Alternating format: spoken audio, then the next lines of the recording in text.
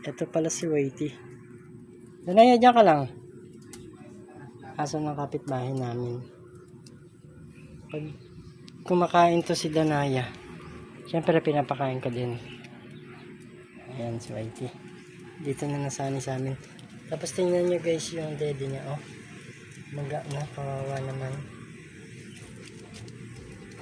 Ano kaya ito? Kawawa naman siya guys. Pero lagi nang nandito sa amin. Kawawa naman si Whitey. Lagi kong pinapakain yan. Pero parang may ano na siya oh. May tumor na yung tiyan niya. Kawawa naman.